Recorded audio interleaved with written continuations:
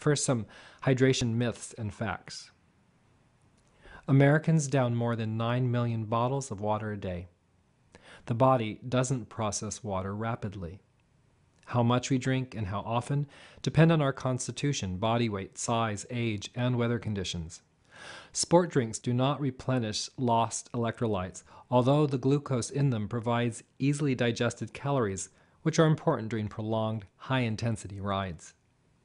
When gulping a glass or more of liquid immediately before or after a meal, we can lose important nutrients and affect digestion.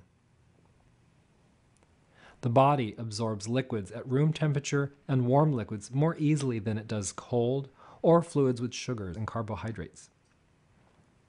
Potassium losses during rides and other sports are negligible.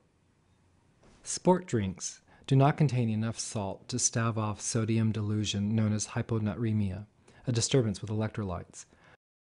Only drinking seawater, which has 3 times the sodium content of blood, would restore lost body salts. Hyponatremia is as likely to happen from overindulging in Gatorade as with water. It's the amount drunk, not the content, that matters. Coffee can be a diuretic for those new to caffeine, but not a problem for those with a regular habit. Hydration levels between those who swig water and those who drink coffee are no different. Signs of dehydration. Dehydration has already occurred once thirst happens. Skin test. When the skin is pinched, if it doesn't replump or reshape itself quickly, that can indicate dehydration. Memory.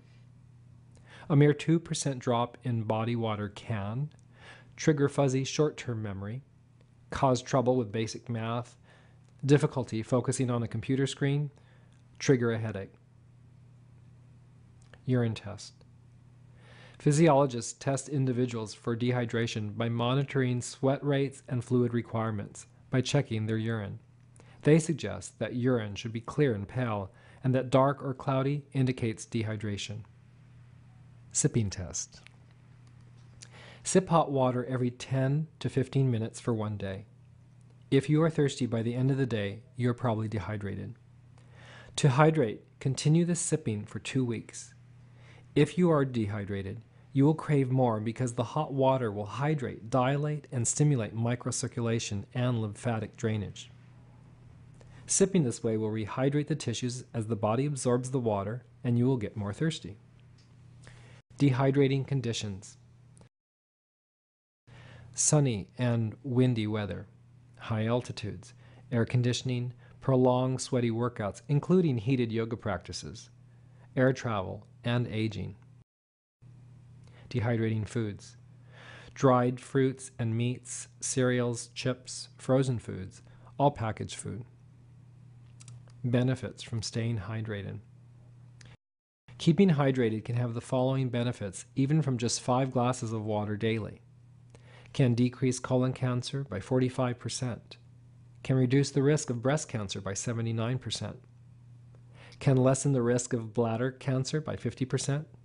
And when fasting, 1 8-ounce glass of water can cut down midnight hunger pains by nearly 100%.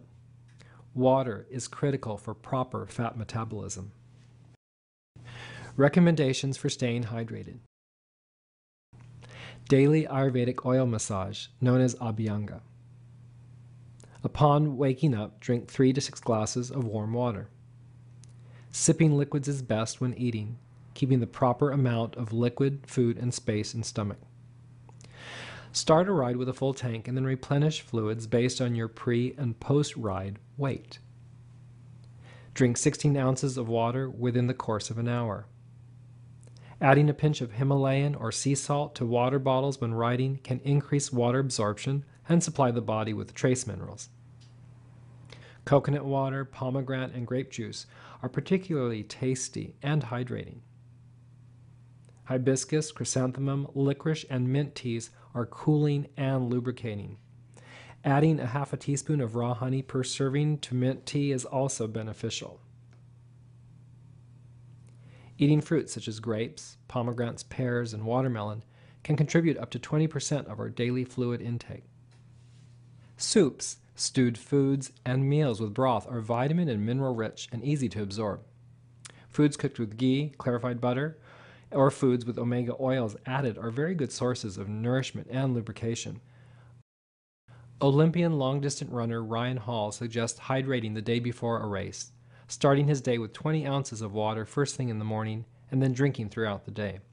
The day of the race, he drinks the same amount 3 hours before running. Always follow the for whom and when principle of Ayurveda by discerning what's best for you at any given moment based on your age, season, and constitution.